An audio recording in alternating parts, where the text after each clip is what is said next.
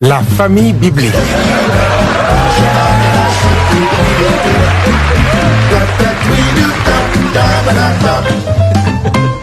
Je vais vous parler ici d'une famille que j'ai nommée la famille biblique. Dans cette famille, tellement spirituelle, tout ne se fait que par des versets bibliques. Les dialogues, les causeries, les commissions, tout se fait que par les versets bibliques.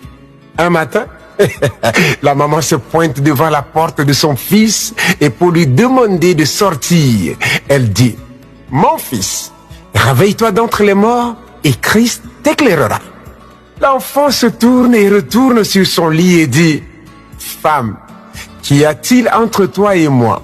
Mon heure n'est pas encore arrivée. » La maman qui a vraiment besoin de l'enfant pour le commissionner dit, « Rachetez les temps car les jours sont mauvais. » L'enfant aussi qui ne voulait rien faire ce jour dit à sa mère, « Il y a un temps pour toutes choses.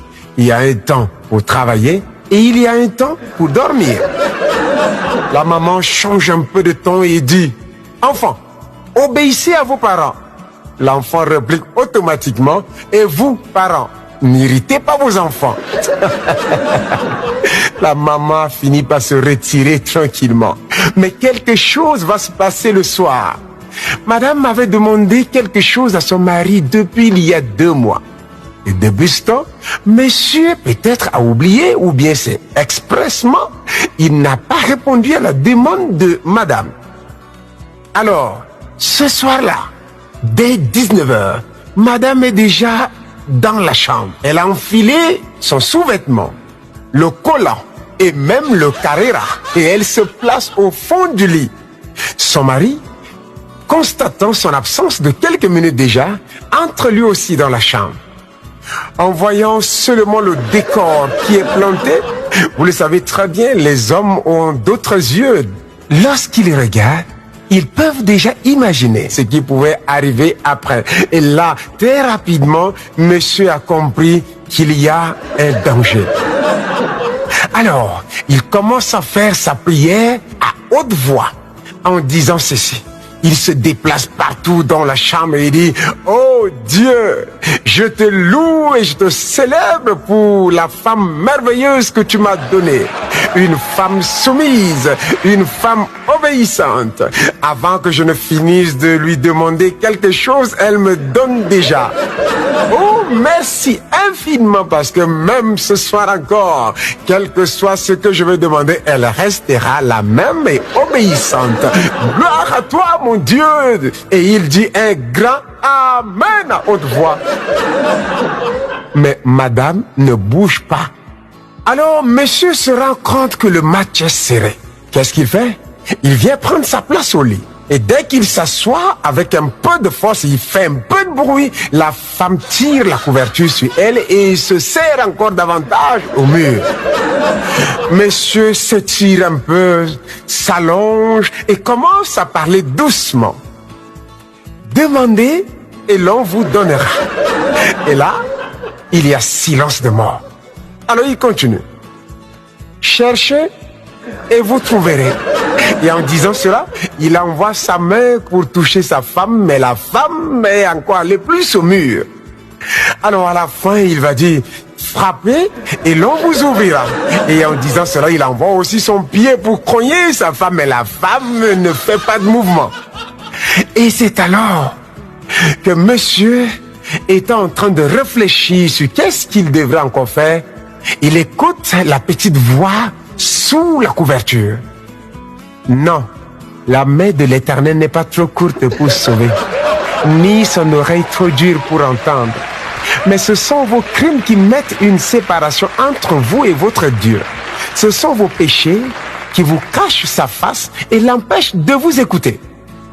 Le monsieur, avec une voix triste et de supplication, dit, « Seigneur, fais-moi voir ta gloire. » La femme sourit et dit, « L'entrée de la ville de Jéricho est fermée et barricadée. » Vous savez, l'homme reste l'homme. Alors là, promptement, il se lève, il se met sur ses deux pieds et il commence à dire, tout lieu que foulera les plantes de votre pied, je vous donne en possession. Et il commence à chanter, les murs de Jéricho vont tomber, les murs de Jéricho vont tomber. Après la chanson, avec une démonstration de possession et d'occupation de terrain, il était un peu essoufflé, alors il s'assoit tête baissée. C'est à cet instant qu'il écoute encore la voix de sa femme qui dit, « Vous demandez, mais vous ne recevez pas parce que vous demandez mal. » Le monsieur se tourne et, comme pour dire que ce n'est pas terminé, dit, la foi est une ferme assurance des choses qu'on espère et une démonstration de celles qu'on ne voit pas. La femme pousse un petit rire moqueur et dit, la foi sans les œuvres est une foi morte. Le monsieur s'est rendu compte que sa femme s'est très bien préparée, alors il se console en disant, toute chose concourt pour le bien de ceux qui aiment Dieu. Cette fois-là, la femme se retourne et en touchant son mari, elle dit, c'est dans le calme et le silence que sera votre force. Le lendemain matin, au réveil, monsieur dit ceci à sa femme, c'est ici la journée que l'Éternel a faite, qu'elle soit pour nous un sujet d'allégresse et de joie. Alors, comme pour rappeler son mari de sa demande, madame dit, que chacun de vous, au lieu de considérer ses propres intérêts, considère aussi ceux des autres. Alors, monsieur qui a compris la leçon, non seulement il est allé chercher ce que sa femme a demandé, mais il a ajouté plein de cadeaux. Pain, ceci, cela, des crèmes, des bijoux et des gâteaux, beaucoup de choses. Et il revient en souriant et devant sa porte, il se place, sonne et dit, voici, je me tiens à la porte et je frappe. Si quelqu'un entend ma voix et ouvre, j'entrerai chez lui, je souperai avec lui et lui avec moi. Alors, madame qui guette par la fenêtre et qui avait déjà vu son mari avec plein de cadeaux et de paquets entre ses mains, sort et en souriant, elle embrasse son mari et dit, c'est bien, bon et fidèle serviteur. Entre dans la joie de ton maître. Et c'est là où la joie est revenue dans la famille.